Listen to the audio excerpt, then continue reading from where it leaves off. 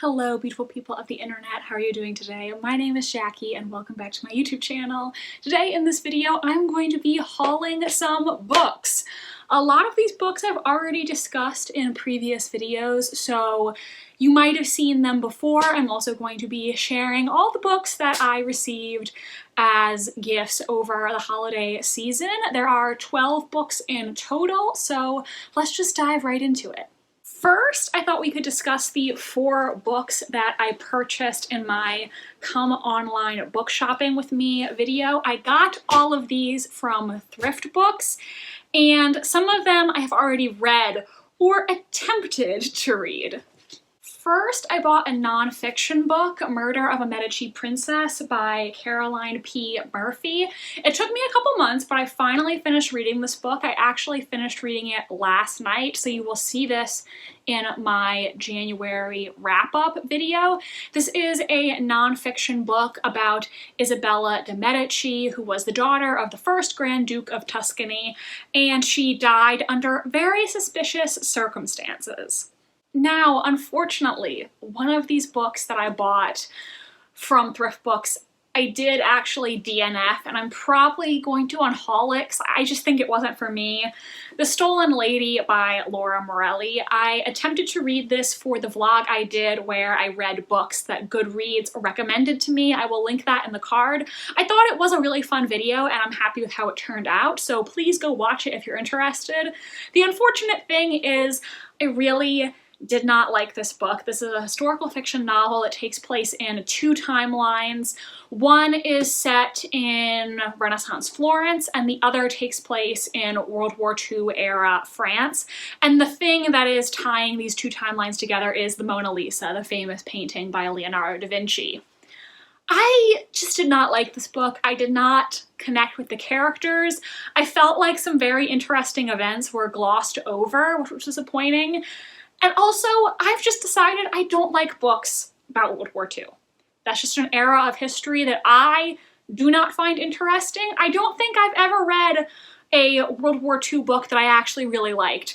So maybe I just need to give up on World War II era historical fiction, which is disappointing because I think that's one of the most popular eras for historical fiction. So I wish that I could like it because then there would be so many popular books for me to read, but I just think it's not for me. It's not my favorite. Then in that video, I bought 2 other books, which I have not read yet. The first is Whose Body by Dorothy L. Sayers. This is the first novel starring Lord Peter Wimsey, the gentleman sleuth created by Dorothy L. Sayers. Sayers was a Golden Age mystery writer, a contemporary of Agatha Christie, and I have heard good things about the Lord Peter Wimsey series. I thought about doing a video where I read books by the other queens of crime because I read online that during the Golden Age of Mysteries, which took place in the early to mid 1900s, there were 4 female mystery authors who were referred to as the queens of crime. One being, of course, Agatha Christie, and the other 3 being Dorothy L. Sayers, Marjorie Allingham, and Nigo Marsh. I don't think I'm saying her name right, but I thought maybe I could do a vlog where I read books by these other 3 classic female crime writers who back in the day were considered on the level of Agatha Christie but are not as famous as her nowadays. So you might see this book in a vlog sometime in the coming months. I also bought The Queen's Man by Sharon K. Penman. This is a medieval mystery and the first in the Justin de Quincey series. I read The Sun in Splendor by Sharon K. Penman, really loved it, and this is a series of historical mysteries she wrote that take place around like the early Plantagenet era. This first book takes place while Richard the Lionheart is missing, and so the main character is enlisted by his mother, the Dowager Queen Eleanor of Aquitaine, to figure out what is going on. since I loved The Sun and Splendor, I would like to read this author again. And also, this book is not nearly as long as The Sun and Splendor, which is almost 1,000 pages. So I thought this might be a good thing to pick up so that I can read this author again without immediately committing to another massive, massive tome. Now, I have also recently acquired 4 more Miss Marple books. So recently this cover redesign of the Miss Marple series came out, and as I have mentioned in previous book hauls, I am just obsessed with them. I think they are so lovely, and I've just been buying Miss Marple books like mad. I mean, I made it a goal to read all of Agatha Christie's books anyways, so it's not like, it's a practical purchase, right? To buy all of these books. At least that's what I tell myself.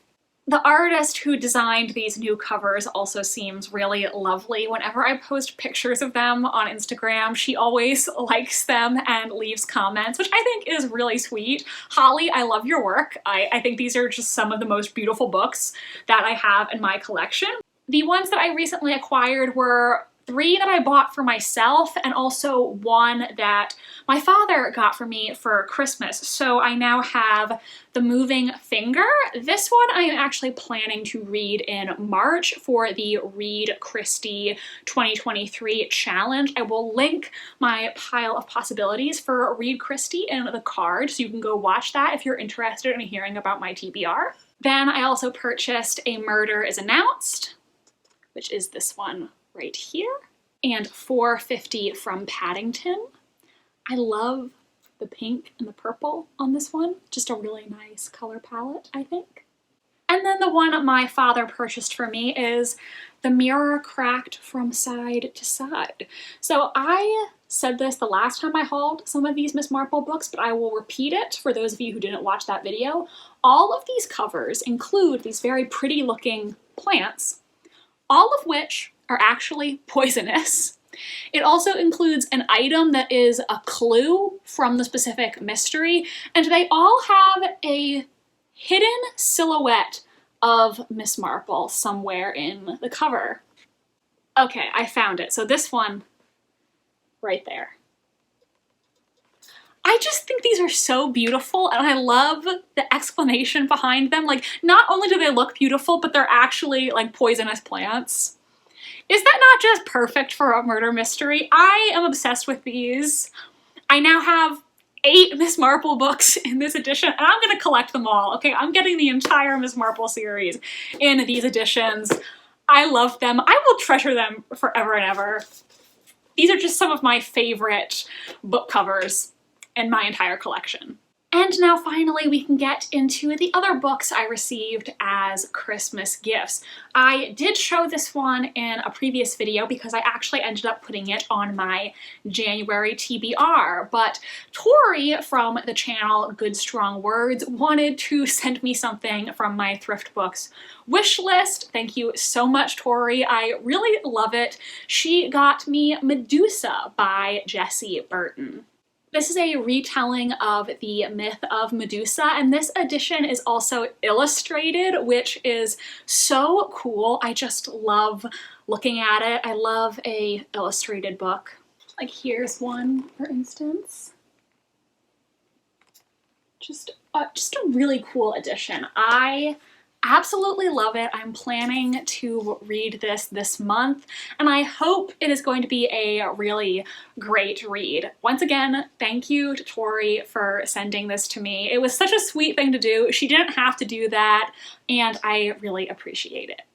And finally, I have 3 more books that my dad gave me as Christmas gifts. I will just start at the top of the pile and work my way through. First, I have a nonfiction book, Queen Victoria's Matchmaking, The Royal Marriages That Shaped Europe. This is by Deborah Cadbury.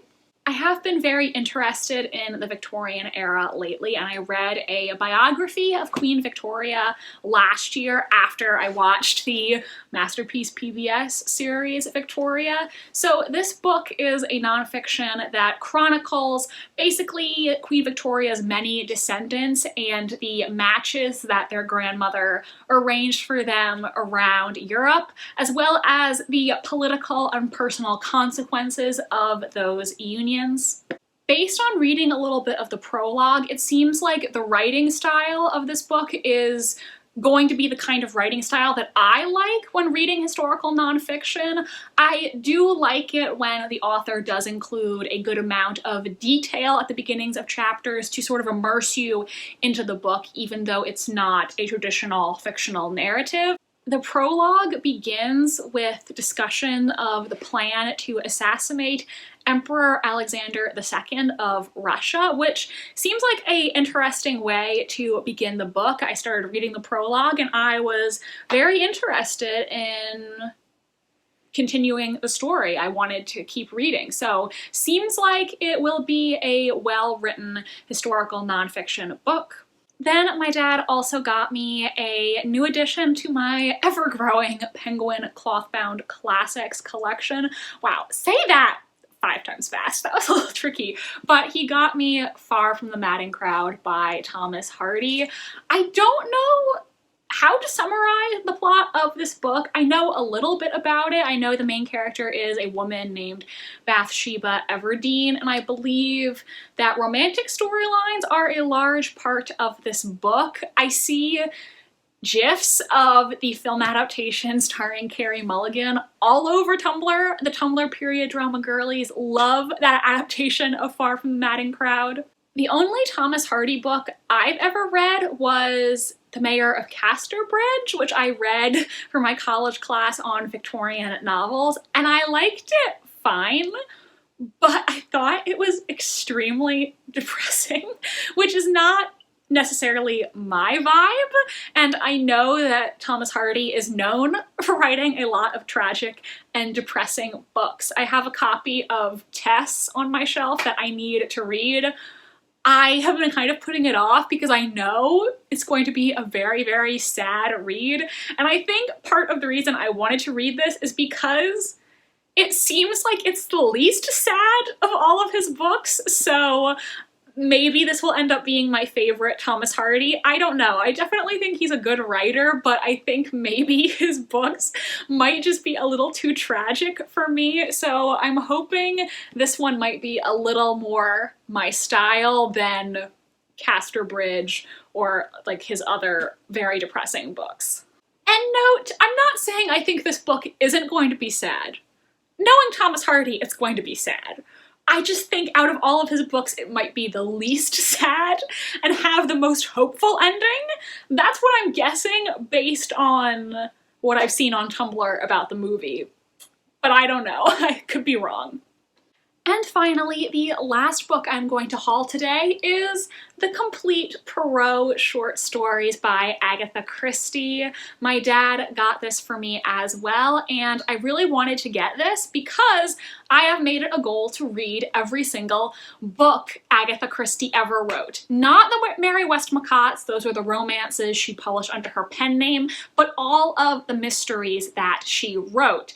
And that means that I am going to be reading all of her short story collections as well, but that can get a little complicated because oftentimes her short stories were published under one title in the United Kingdom and under one title in the US, and how they were grouped together for publication can vary depending on the edition. So I thought having all of the Perot short stories in one place would make it easier for me to track them all down and read them all. I am definitely planning to tackle some Perot short stories for Read Christie 2023. Again, you can go watch that video to hear about some of the collections I am considering. I have also recently been watching some episodes of the Perot TV show starring David Suchet as Perot, and I'm really, really liking it. However, I'm only watching episodes for books that I've already read because I don't want to spoil them for myself. So by reading a lot of Perrault short stories, I will then be able to watch a lot of episodes of Perrault. So that is part of my motivation in determining this year's Read Christie TBR. I just want to be able to watch lots and lots of David Suchet's Perrault because it's really delightful. I'm really enjoying it. So everyone, those are all of the books that I have recently acquired. Do let me know, did you receive any exciting books as Christmas gifts this year? I would really like to hear it in the comment section. Have you read any of the books that I just hauled? If so, do let me know what you thought of them. Thank you so much for watching this video today. My social media links are down below if you want to follow me on Tumblr, Instagram, or be my friend on Goodreads. Please give this video a big thumbs up if you enjoyed and subscribe to my channel if you want to see more from me. I post new videos every Wednesday and Sunday. Thank you so much for watching, and I hope you have an amazing rest of your day. Bye, and I'll see you next time.